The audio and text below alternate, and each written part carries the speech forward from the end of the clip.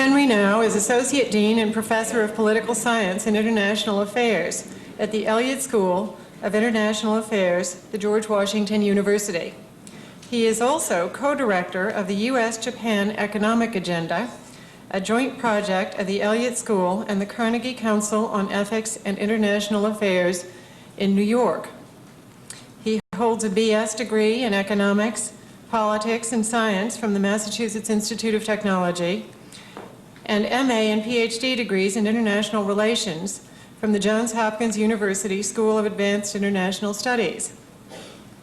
He has taught at Williams College and is a visiting professor at Johns Hopkins School of Advanced International Studies, at Stanford and Columbia Universities as well. He has also been a fellow at the Johns Hopkins University Foreign Policy Institute, the Woodrow Wilson International Center for Scholars, and the Law and Economics Center of the University of Miami Law School.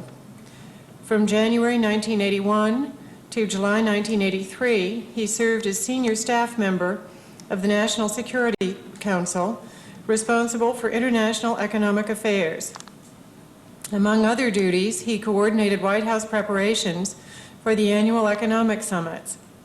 Dr. Now also served in 1975 through 1977 as Special Assistant to the Undersecretary for Economic Affairs in the Department of State. His book, The Myth of America's Decline, Leading the World Economy into the 1990's, offers a different interpretation of America's role in the post-war world economy and a more balanced assessment of U.S. competitiveness in the 1980's than that provided by those who argue either that America is in decline or that it has triumphed. Now contends, I'm quoting him, that unlike the Great Britain, which lost power in a world that was increasingly polarizing, America is ceding power in a world that is increasingly coalescing. His book will be on sale in the lobby at the close of his presentation. I am as pleased as I can be to introduce him to you now and to welcome him to Baltimore, Professor Henry Arnau.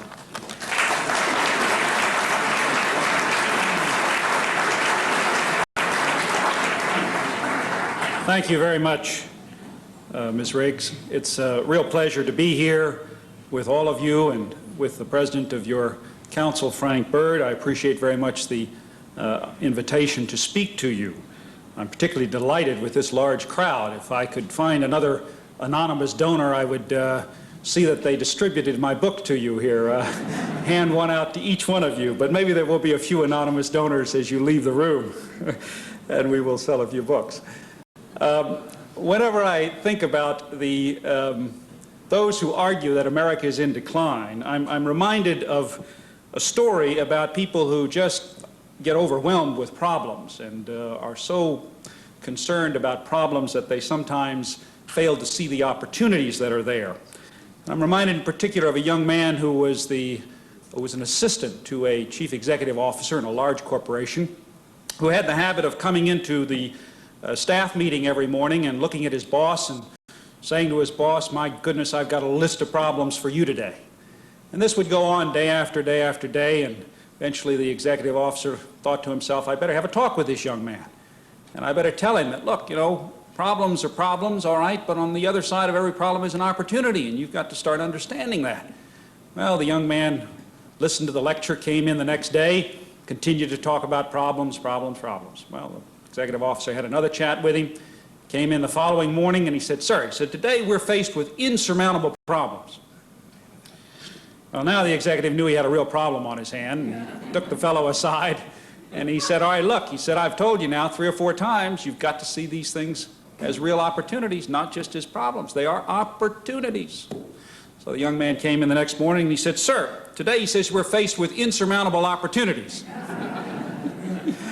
So that may describe the situation that the United States faces today, an opportunity, and it may be insurmountable, at least if we think it is, and certainly those who argue that America is in decline would conclude that it is insurmountable. As you know, I do not reach that conclusion. And let me begin what I hope will be a brief sort of brief summary of what is in the book. The book is 450 pages long, and it's tough to put it all into 15 or 20 minutes. But let me begin with a paradox and see if we can explain that paradox and perhaps then open it up for discussion. There is no question about the fact that America's power has relatively declined. I would not deny that. I think no one with any sense would deny that. We did lose relative power after the war, prior to 1970, vis-a-vis our industrial country allies. And we have continued to lose relative power in the world at large since 1970, vis-a-vis some of the developing countries. But the curious thing is that America's position in the world today has probably never been higher in the post-war period. And we can see that in terms of the role that the United States is playing today in the Middle East, in the Persian Gulf.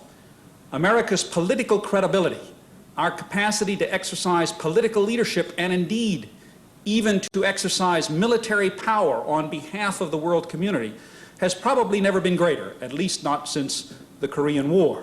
And probably this demonstration of unity behind American leadership in the Gulf is even more impressive than was the Korean War, when, of course, the Soviet Union was very much opposed to American policy at that time. Now, how can America be in decline if, in fact, it has this degree of political credibility in the world, if its standing in the world is that high?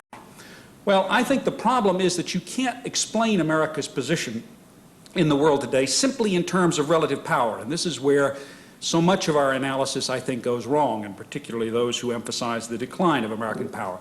You also have to ask the question, in what context are we exercising power?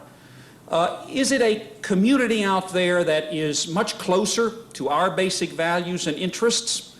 A world community in which we don't need as much relative power in order to exercise and protect our interests? Or is it a hostile world out there when it makes a big difference as to whether or not we have more relative power than another country or than another group of countries? It matters, in other words, how close countries are to one another in the world community in terms of their basic political orientations and predispositions. Sometimes with my students, I compare this to an individual relationship that we all know something about. A good marriage. In a good marriage, two partners don't worry about relative power or relative assets. Generally, they own everything in common. And there is no, in that relationship, there isn't constantly a concern with relative power. Now, have a bad marriage, however, that is moving towards divorce, and suddenly people do become concerned about relative power and about relative assets, and in the fight that ensues, it matters whether one is in a more dominant position than the other. So it depends upon what kind of neighborhood we're living in the world. And one of the remarkable things about the world neighborhood today is that it is much closer to basic American political values, basic American institutions, than it probably has ever been in our history. That is, in 200 years.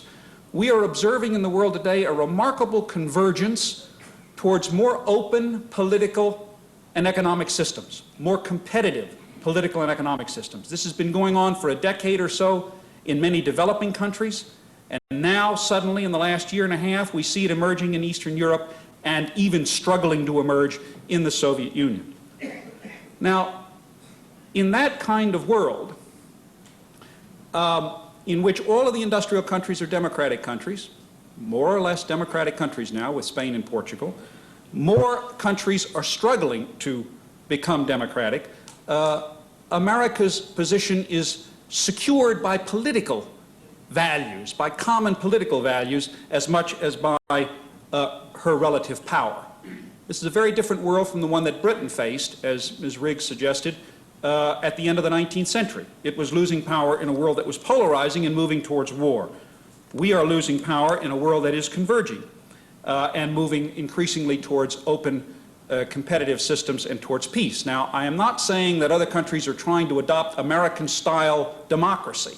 That is not the case. But there's a big difference, I think, between a Japan today, which is open and democratic in its way, and the Japan that existed in the interwar period. There's certainly a major difference between the Germany, especially the West Germany that exists today, and the Germany that existed in the interwar period. And that's the difference that I'm trying to emphasize here. So the real question becomes, how do you build that kind of a community in the international system? That is, one in which countries converge and move towards one another in terms of basic political understandings, a world in which then countries care less and necessarily need to care less about their relative power. The purpose of power, in fact, in international politics should be, in fact, to make itself unnecessary, to build this kind of community in which people worry less about power. International politics, in short, is as much about the kind of community that we build in the world as it is about wealth and power, the relative distribution of wealth and power. And I think too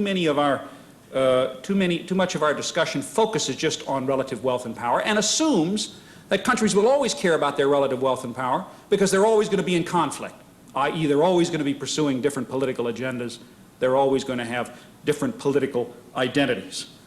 Now, the very interesting thing to note in terms of the future is that there is historical evidence over the last 200 years to suggest that countries that are democratic, that is, that are open and accessible to one another, do not fight against one another.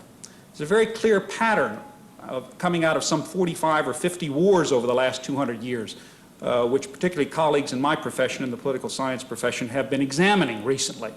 And it's true that democratic countries have not fought against one another. Now, they've fought against other countries, but they have not historically fought against one another.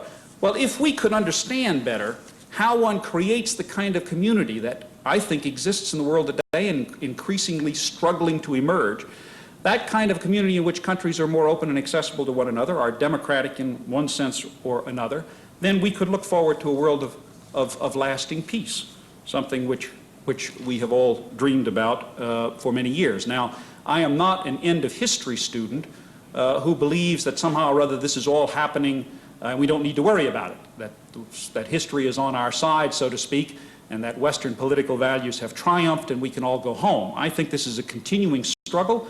As you will see, I think it's something that's going to require continued American participation. We're going to have to continue to pay a price, even a price in relative power, in order to keep nurturing this kind of world. But this is a world which is well worth nurturing, in my view, because it does hold out the prospect of a better neighborhood than we in the United States have ever lived in the world. Now, the question is, how did this world come about? And how could we perhaps succeed in extending this world community to include now the countries of the East and also the countries of the South? How can we take this basic democratic Western community that has emerged in the last 40 years and expand it now to include increasingly countries of the South and countries of the East? Well, let me first just offer a very telescoped summary of why I believe this world has emerged, or how this world has emerged. It has emerged, in effect, because of two sets of policies that the United States pursued over the last 40 or 45 years. Policies that we didn't pursue in all periods over the last 40 years, but as I'll suggest in a minute, in a couple of periods we pursued these policies very, very clearly. Now, the first set of policies had to do with the way in which we defined ourselves in the world community. In the late 40s, we succeeded in defining ourselves and our friends in Europe as free societies. We put forward a definition of what we were as a people politically and how we wanted to deal with one another politically in terms of free and open democratic processes. And that vision of free societies rallied the Western countries together and led them to defend themselves successfully against an alternative political model. That of an unfree society, that of a totalitarian society. Now, for years we have argued about, well, are these societies really totalitarian, and aren't there totalitarian aspects of our own society, etc. It seems to me in the last year we have seen a very clear indication in the collapse of the wall and the falling of the Iron Curtain, so to speak. We've glimpsed now the reality of what lay behind that other model of political community that potentially threatened us in the late 1940s. It is really a grotesque picture when we look at the horror of, that has been created by the regimes of the East. the horror that has been created to the psyche of the people, and the horror that has been created for the environment in which they live.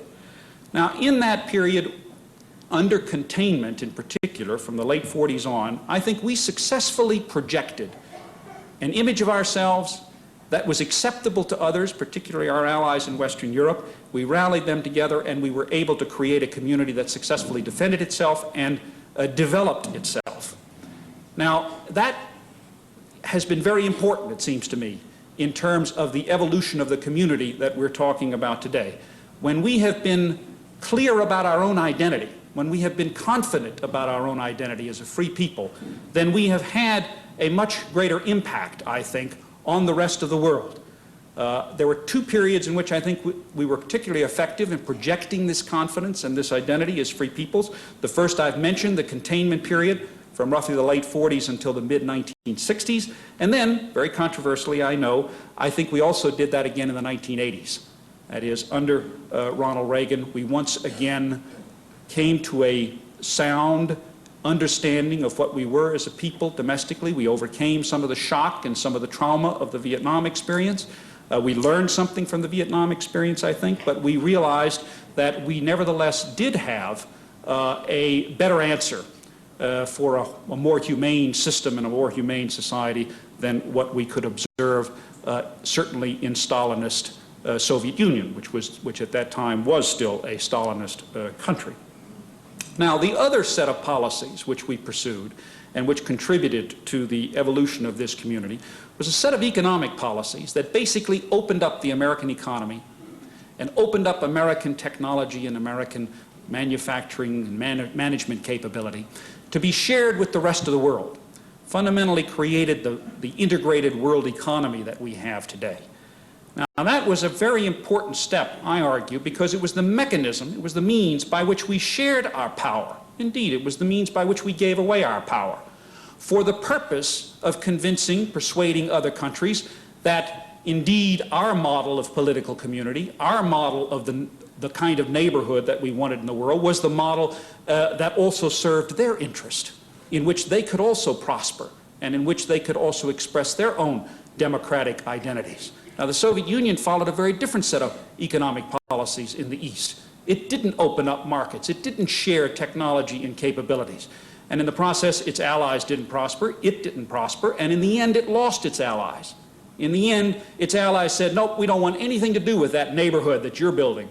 You, the Soviet Union, here in the East. We would rather go join that neighborhood in the West. The United States, in other words, pursued a set of policies, and I detail these policies in the book, called them the Bretton Woods policy triad, but they were policies designed to, first of all, free trade and to open up commerce in the Western world community after the war.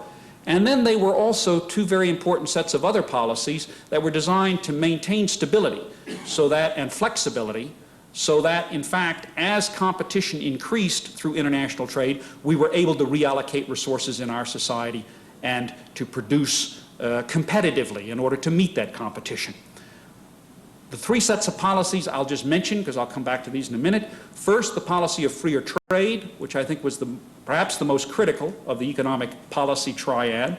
Secondly, a set of macroeconomic policies. Now, by that I mean fiscal and monetary policies that preserved price stability, that kept prices stable so that people could invest and know exactly what would happen with prices over the time of their investment. And from 1940, the late 1940s until the late 1960s, inflation in the United States was less than 1% per year on average over that 20-year period.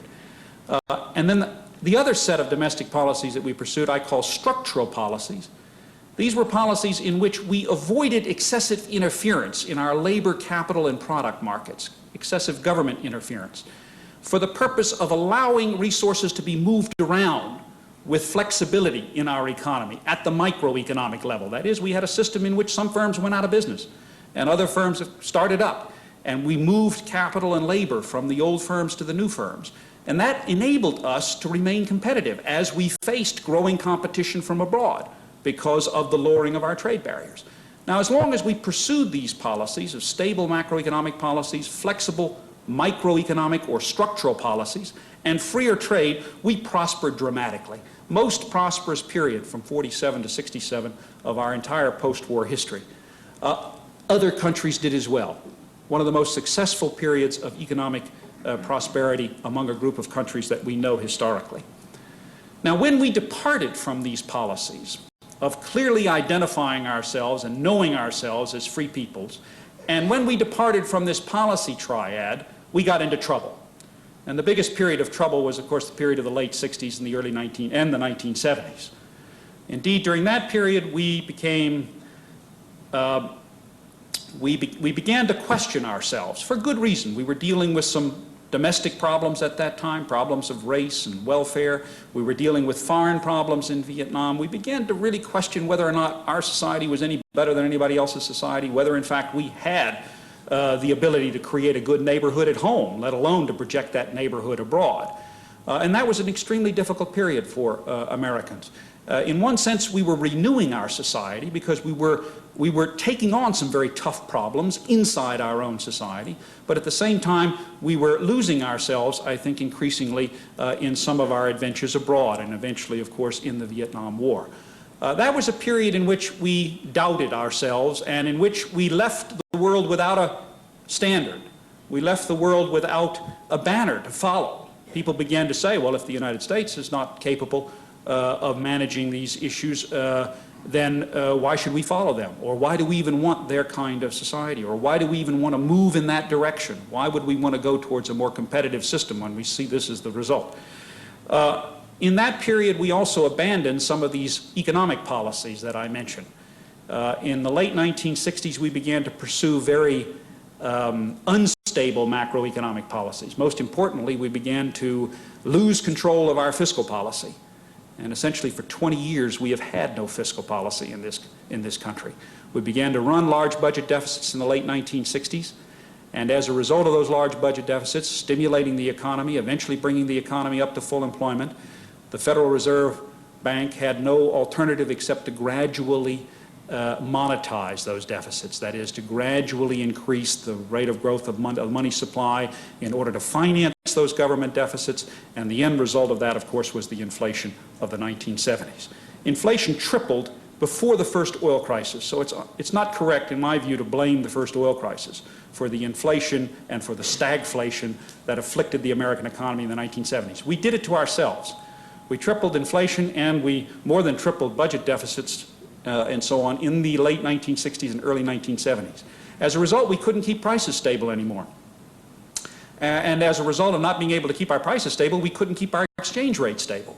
And so we had to eventually abandon the stable exchange rate for the dollar. Now the oil crisis obviously compounded these problems. We struggled to hold on to freer trade, the one policy that we maintained during this period. But it became more and more difficult to practice freer trade when prices were volatile, when exchange rates became volatile, and as we began to intervene more and more aggressively in our labor and capital markets to block the flexible reallocation of resources. And in the 1970s, there was a huge expansion of the government sector as a share of GNP in this country. And by the way, it was true of all of the industrial countries. Again, there are lots of tables and graphs in the book that show this. But we began to aggressively intervene in the structural aspects of our economy, that is, in the microeconomy, putting regulations and restrictions on the movement of labor and capital and products within our market. And the result of that was, of course, we could no longer move those resources around in order to adjust to competition. So we began to back off on the commitment to free trade. Since we couldn't hold prices stable and we couldn't maintain a flexibility in our economy, we were now more and more threatened by freer trade. And so we began to backpedal a bit in the 70s, although for the most part we held on to freer trade. Now that set us up for, I think, what has happened in the 1980s. In the 1980s, the United States, I think, has come back in some significant measure to the standards, the political and economic standards that were so successful in the 50s and 60s. But it has come back only partially. Only partially. What have we done in the 1980s? Well, first of all, we conquered inflation in this economy. We brought prices down, and we've been holding prices down, not as low as they were in the 50s and 60s, but at fairly low levels for the last decade. This was a major achievement in our economy. In the late 70s, a lot of people were saying we couldn't do it. We couldn't do that. That was impossible to do. Well, we did it. Secondly, we also began to revitalize the flexibility of our economy. We stimulated a lot of investment in this economy over the course of the last decade. Again, there are lots of numbers and tables in the book. But American investment, real investment, in the 1980s has been higher than it has ever been in the post-war period. We've invested a lot in especially communications and computerization of our industries, the production process, the management process, the inventory process. We have invested an enormous amount in computers. Now, the price of computers were falling very rapidly during this period, so if you just look at total investment in nominal terms, you don't see the large real increase. You have to look at the volume of investment in all of these low-cost computer products in order to catch the real significance of what was going on in the American economy in the 1980s. As a result, do you know that our manufacturing productivity, now this is the sector in which we're supposed to be least competitive vis-a-vis Japan and Germany. Our manufacturing productivity has been growing at a rate of 3.5% per year in the 1980s, higher than it did in the 50s and 60s, when it grew at only a rate of 2.7% per year. Our manufacturing productivity grew in the 1980s as fast as Japan's, while Japan's productivity was growing 2.5 times as fast as our productivity in the 60s and 70s. Our manufacturing productivity in the 1980s grew twice as fast as Germany's. America came back a long way in the 1980s. Now, we put more flexibility into our economy and we got control of prices, but we fell flat on our face in terms of controlling ultimately our fiscal policy. Indeed, the fiscal policy got worse and worse. And today, at full employment, we have a budget deficit still of $250, $260 billion. A disgraceful performance in the fiscal policy area. I'm very critical of the Reagan administration on that count, and I point in particular to the year 1985, when Ronald Reagan had a golden opportunity to solve that problem, and he flubbed it. Our fiscal policy has been out of control. As a result, we have not been able to settle down to the kind of sort of stable development that we had in the 50s and 60s. We've continued to see a dramatic fluctuation in the price of our dollar. We've continued to experience enormous pressures, in fact, increasing pressures in our trading sector, leading many people today at the end of the 1980s, beginning of the 1990s, to say that we can no longer afford free trade. We should now go to something called managed trade, which is really just a new term for protectionism, and that the United States simply can't afford to remain in a world of free trade. Well, my argument is that the problems we continue to face today are largely of our own doing, not unlike my argument about the problems we began to face in the late 60s and the early 70s. We can correct these problems. We have it in our hands to do so. Maybe we took a step in that direction this past weekend when we passed this new budget package, which hopefully is going to pass the full Congress. But we came back in the 1980s significantly, and we can do the rest of the job in the early 1990s if we simply know what it is that we have to do. And I'm suggesting the most important thing we have to do is to fix that budget problem and then stick with the basic policy of freer trade. Don't back off of that policy of freer trade, since that's fundamentally the policy that permits competition to thrive and therefore growth to occur. Now, if that is sort of a brief and very telescoped explanation of where we have come in the past and how we have built this community that we're facing in the world today, what about the future? What about that world? What should we be doing in the world today in order both to nurture this new community that has emerged among Western nations and to expand it now to include some of the nations of the East and the South? Let me just raise three issues that I think face us as we look at the world that lies ahead in the next few years. First of all, my analysis would suggest that the most important thing for the progress of the world is going to be the kind of political community that emerges in Central Europe and also in our relationships with southern countries. That is, are we going to continue to be able to nurture open, competitive, democratic systems in the new countries of the East now, the countries that are emerging in the East, and those countries that are developing and want to join the Western world from the South. Now, one major place to look for how this political community will develop is going to be Germany. Germany is going to define the character of democracy in Central Europe and probably in Eastern Europe in the next decade. And there's going to be a very interesting discussion in the next few years in Germany. I happened to be there just last week listening to some of this discussion, because Germans are discussing this whole question of, well, you know, what kind of society was that they had in East Germany? And can we really blame them for the way that the East Germans had to behave? I mean, did they really have any choice? And moreover, here in the West, don't we have lots of problems? And don't we have a consumer society? And maybe it's not all that free. And, you know, maybe we just should forget the differences and move towards some kind of political community that is not clear about the distinction between freedom and totalitarianism. Other Germans, of course, are reacting very strongly to that argument. And they are saying, you know, look, this is the way we rationalized totalitarianism in the West in the 1930s. We're not going to do it again. The East Germans had choices. Unfortunately, they didn't make the right choices. That's a system that we cannot accept, and we cannot accept those who participated in that system. That is, we have to reject their participation in that system, and we have to, in effect, help them to understand how our system works, how differently our system works. That is, how differently free societies are. Well, that's going to be a very interesting discussion going on in Germany. It's very important, if you remember what Václav Havel said, the president of Czechoslovakia, when he came to the United States. Remember, he said when he was asked about whether or not the countries of Eastern Europe need fear Germany, he says, no, not as long as Germany remains a democracy. And so it's going to be very critical how the German democracy evolves. Equally important is going to be how the new democracies emerge in Eastern Europe. And of course, ultimately, the question is going to be whether or not liberalism can come in some measure to the Soviet Union, or at least to the republics of the Soviet Union. That is, can maybe Russia finally experience in the next 50 years something of a liberal revolution, the only major industrial country that had never experienced a liberal revolution since the time of the Industrial Revolution. Well, what I'm suggesting is these questions of community, political community, how nations define themselves, and whether they define themselves as open, democratic, and accessible countries or not, has a lot to do with the nature of the international neighborhood or community that can emerge among these countries. The same thing holds true, by the way, with respect to our relationships with developing countries.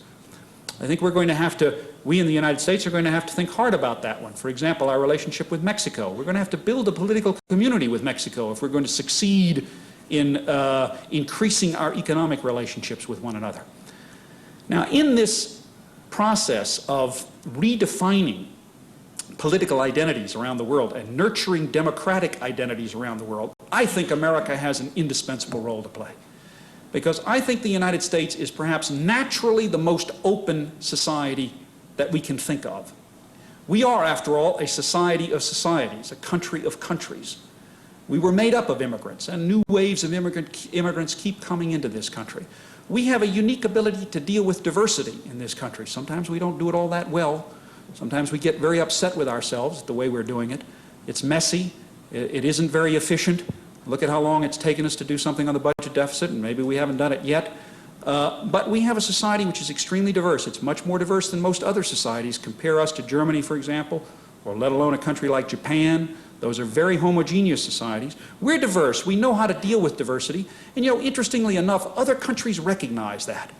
I once learned from a president of one of our Central American countries, when he was working, well, I can tell you who it was, the Costa Rican president, when he was working Arias, when he was working on the peace plan for the war in Nicaragua, he once said that, you know, it's really quite remarkable, the country you people have in the United States. He said, I could come to your country, I could come to Washington, and I could go to the Capitol Hill, and I could argue on Capitol Hill against the policy being pursued by your president. And you let me do it. You let me do it, you welcomed me. You even supported me. And eventually we worked out a compromise and progress was made in that particular issue. But his point was that America, you attract people. People accept your leadership because you're open. You're open, people can get inside of you, they get to know you, they can work with you, they can influence you. And I think it's a characteristic of this country which we ought to recognize and which we should bring to bear in this new world that is emerging out there. So we need to go into that world confident about who we are and about what we can contribute. And I think we can contribute this, this process of helping people to understand how to cope with diversity in a pluralistic and democratic society. Secondly, the second issue that arises for us, of course, is as we are nurturing these democracies now in the East and in the South, it's going to be important for us to try to maintain stability in the world and not too quickly to get rid of all those balances, particularly military balances, that we work so hard to erect over the last 40 years in order to achieve peace. So I think we need to be careful because we don't yet have the complete trust and openness and understanding between, for example, the countries of the East and the West, between the Soviet Union and the United States. We need to be careful as we build down our arms. We should build them down. We should clearly negotiate now massive reductions of conventional forces and nuclear forces in Europe. But let's do it by agreement. Let's do it carefully. And let's build a new basis for confidence among the countries of Europe and between the superpowers, because you're not going to eliminate arms for all times. There are always going to be some arms there, and there's always going to be the capability to produce those arms. What we need to do is get those arms down to very low levels and then set up all kinds of very intrusive verification and inspection procedures, all right, which will allow countries to get inside each other, see what each other is doing, and ultimately, therefore, have no suspicions or concerns about what the other country is doing. So I just caution that we maintain some of these organizations, particularly an organization like NATO, as long as it is necessary in order to safeguard against these residual suspicions that are going to continue to arise as we now try to move towards more understanding with the countries of the East. Finally, the third point that I would leave you with is it's going to be extremely important as we try to nurture democracies in the East and the South, as we make sensible policies with respect to the balancing of arms and the establishment of a new framework of security. It's going to be very important that we maintain the community that we have among the Western countries. And here I'm beginning to get very concerned about the attitudes and the perceptions of many Americans towards Japan. Because there is a new school of revisionist thinking about Japan, which basically says that Japan is so different from us, so totally different from us, that we really cannot work with them in a single integrated economic system. That their internal system, both political and economic, is so fundamentally different, and if they're democratic, we simply can't recognize it. And therefore, we really don't have that much in common with them. We cannot work with them in an open economic system. And therefore, we're going to have to start putting barriers on Japanese trade, on Japanese investment, on Japanese lobbyists in Washington, lots of other manifestations of Japanese activity in the United States that people want to block, that people want to put out. Now, I am not naive. I know we have a tough competitor in Japan, just like we do in Germany and in Europe, and we've got to negotiate tough in the economic area. But I'm very concerned about not slipping over this line where we see ourselves as so different that we really have nothing in common, because that's the beginning of some real serious conflicts between countries. When countries do not believe that they have similar domestic systems or similar enough domestic systems that they can work with one another, they then begin to build up enormous distrust of one another, and that can really lead then to serious conflict and even eventually, once again, to military conflict. So I'm concerned about that. I think we have to nurture the political community that exists among the West. I don't think we can take it for granted. Secondly and finally, I think it's very important for us in the Western world to stick with the most fundamental economic policy that has contributed to our prosperity in the post-war period, and that is freer trade. And there is a set of negotiations going on right now in the world community, the so-called Uruguay round of trade negotiations. It's supposed to come to an end in December, and it's in big trouble. And if it fails, that's the negotiations in which we are trying to nurture freer trade and extend it. If that set of negotiation fails, then I would become very pessimistic about the economic prospects, not just for the world, but even for the Western countries, where to some extent we've taken prosperity for granted over the last 40 years. Because if we begin to close our borders to one another in subtle even incremental ways. Within 10 years, we are going to be in a very different kind of economic world, one perhaps of regional systems, regional blocks, which will be much more antagonistic towards one another, which will distrust one another a lot more than is currently the case, and that is potentially a world in which, again, we could find ourselves in serious difficulties. Well, to just sum up and conclude, let me say I think America faces an unprecedented and marvelous opportunity to take advantage of a world now that is perhaps closer to our interests than any one we've ever experienced in our history. The real question, I think, for us is that an insurmountable opportunity, or is it a surmountable opportunity? Is it one that we can grasp and that we're willing to pay for? You know, this budget package that just passed in Washington over the weekend, it's not going to seriously disadvantage a single American. Not a single American is going to lose their livelihood as a result of that budget package.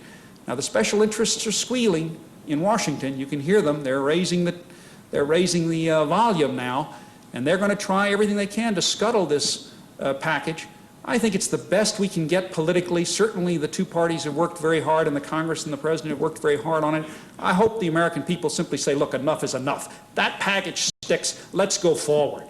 Let's go forward. That'll take care of this budget problem for the near term, and we've got bigger problems to be concerned about. We've got a world to worry about out there, and we've got domestic problems that we're concerned about, social problems, educational problems. Let's go on and go to work on those problems, and let's just quit squabbling endlessly over this matter of self-interest in our budget situation. Well, let me stop there.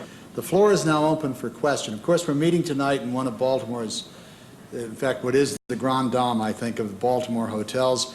And as you all know, the city will take over ownership of this facility shortly. And one of the aspects of this transition is that we have one microphone tonight, and that's all. And there is none out there in the audience. So as moderator, I will take it upon myself to either be close enough to you or one way or another hear what you are asking in your question, and then for the purposes of our cameras to repeat the question, if you'll all bear with that procedure. Whatever may be the incremental correctiveness of or correction of the current compromise, do we not still have an enormous deficit and an enormous trade deficit, a budget deficit, and then a trade imbalance? And doesn't that represent a more permanent problem with which we have to deal? Well, the short answer to your question is that no, I do not think that we can exercise the kind of role that I've been talking about if we don't correct this fiscal problem. The fiscal problem, can be explained sort of very simply. We have been spending more than we have been taking in revenues. When you do that, you have to borrow from somebody, all right? Now, we've been borrowing from the American people. You've been buying lots of bonds, I hope, or somebody has been. And we've been borrowing from overseas because we Americans alone, haven't saved enough to buy all the debt. So some people overseas have been buying a lot of the debt. And so we've been building up an international debt. Now, our international debt is not huge. In fact, it probably is roughly zero at this moment if you evaluate our assets overseas in terms of their market value rather than in terms of their book value. That is, when they were made. When the investments were made 20, 30 years ago, they were worth, of course, a lot less. And when people say that we now have a $350 or $400 billion international debt, they're evaluating all our assets overseas in terms of what they were worth 20 and 30 years ago. If you evaluate them in terms of what they're worth today, then they roughly equal the liabilities that we owe to foreigners.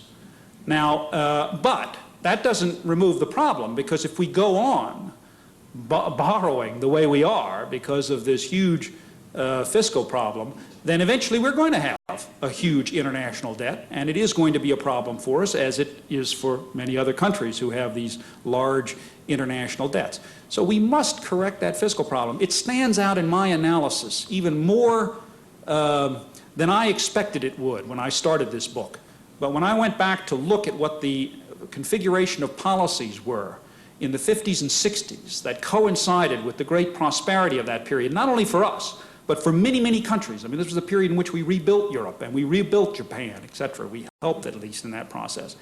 And if you go back and look at the constellation of policies in that period and look at them today, The one policy that is way out of line is fiscal policy. Other policies are more or less back in line. We made a lot of corrections in the 1980s, which were important, but that fiscal problem still stands out. Now, I think, you know, the solution over the budget package over the weekend is a good, significant step. We're going to have to do this again, and I don't know whether, you know, we're going to have the political will and capability to do it again, but it's going to have to be done again in another year or so. But this is a good package. It's done under very difficult circumstances, and I just hope it passes and we go on to other problems. But we're going to have a number of further rounds of budget tightening before we finally get a hold of this fiscal problem completely. There are two questions, I think. Well, the first one is whether the American success is really a triumph of liberty, and is that the model that we put forward to the world? Or is the model instead one of kind of selfish consumerism? And the second question was, is the younger generation, which has been educated to opportunity without sacrifice, going to be prepared to be a role model for sacrifice in the future to the rest of the world? Well, I think that what the world finds attractive about the United States is both the free character of our society, and by the way, I think the two to some extent are related, and the fact that we have been able to produce goods and services and produce a decent living and life for most of our people, and increasingly try to do that for all of our people. What I find interesting is I don't believe, you see, that people are just motivated by material goods and by material goals. Because then I ask myself, why in 1945 didn't the world just march off in an expansion, an economic expansion, that would have sort of taken care of itself? It didn't, because there was no sense of community among the major countries of the world at that time. There was clearly no sense of community between the United States and the Soviet Union because of their very different political personalities. There wasn't even a large enough sense of community among the Western countries, between the United States, Britain, and the European and the continental countries in Europe, to bring us together to start then integrating our economies. I think there has to be a reason why societies and why people pursue material goals. I have a good economist friend that I always debate this issue with, and he always tells me, oh, come on, Henry, in the end, you know it's just net worth. It's just your net worth. It's my net worth that matters. You know, and then I always look at him and I say, yeah, but it's your net worth. Who are you? What's your identity? What are you for? What's your personality? You know, people are not just interested in things. They define themselves as people, as families, as neighborhoods. And I think that's true of nations, too. I think there has to be a reason why countries come together and why they integrate their economies. And I think freedom has been a very, very powerful magnet in the post-war world. And I think it remains a powerful magnet. I think people want to be free. I think people want to have the opportunity to realize their own identities and to realize their own aspirations. Now, we have problems in our society. I don't mean to say that we have by any means a perfect society. We have big problems, and one of them right now is an excessive consumerism, an excessive, desire on the part of people to simply get what they can get and hold what they can get. I mean, we see that in the case of the budget problem in Washington. Will the younger generation be willing to make some sacrifices? I think so. I think so if the leadership and if we understand the reasons for which we pursue material prosperity, if we can get across to our young people and if our leadership can get across to the people of this country, a statement about who we are as free people and what we can contribute to the world, then it becomes worthwhile, it seems to me, for me and for you and for the young people to give up a little bit in terms of tax increases or spending cuts or whatever the case may be. I'm willing to pay a little bit more for a good world. I know what a bad world has cost my parents' generation and their parents' generation, and I'd like to avoid that for my daughter if I could. So I think we need to be told what the reasons are, and we need to agree on what the reasons are, and I think the American people are ready to make those sacrifices. Mr. Rich's question was, If the Gipper hadn't fumbled the ball in 1985, what would have been the touchdown? Or what would have been the path to the touchdown? Correct. Well, I was referring in particular to the budget package, which was worked through Congress in May of 1985. Now, remember, Reagan had just been elected by a landslide, and the Republicans still controlled the Senate. So there was the political capability to put a budget package through, and the Senate worked furiously in April and May, passed a budget, which, if it had gone on to pass the House, would have reduced the budget deficit today to roughly about 1/3 of what it is. The Republicans in the Senate walked the plank for that package, which included, by the way, some cuts in Social Security, very controversial, very politically hot. But they walked the plank for that package, sent it to the White House, and the president wilted. Ronald Reagan wilted. Instead of taking it to the House and putting all of his force of personality and persuasion behind the package in the House and telling the House of Representatives, look, it's not the best package in the world, but it's one which is fair, and I'm going to go to the American people and I'm going to tell the American people that it's fair, that it's time for everybody to step up and take a small hit in terms of getting this budget problem behind us. And had he done that, I think he would have been able to wrestle that package through the House. The House, clearly was controlled by the Democrats, and it would have been politically costly for Ronald Reagan. But I think Ronald Reagan was uniquely suited to go to the American people with that kind of a message, to suggest to them that, look, we're all going to step up and take a little bit of a cut. The agricultural sector is going to take a cut. The older people are going to take a cut. The people who are military pensions are going to take a cut. None of these cuts, by the way, I figured it out at the time because my parents are both on Social Security. They would have lost something like $118, all right, a year as a result of that package. That was not going to put them on the street, and I don't think there was anyone that was going to be affected severely by that package. But it was politically very dicey, and the president lost his nerve, and we didn't get the package. Now we've got another attempt, all right, under Bush, to get a package like this through, and we'll see if it works. We certainly want to thank you for what I think has been a more than satisfactory intellectual evening, and which has included analysis as well as inspiration. And there are a lot of reasons to be positive. We thank you very much indeed.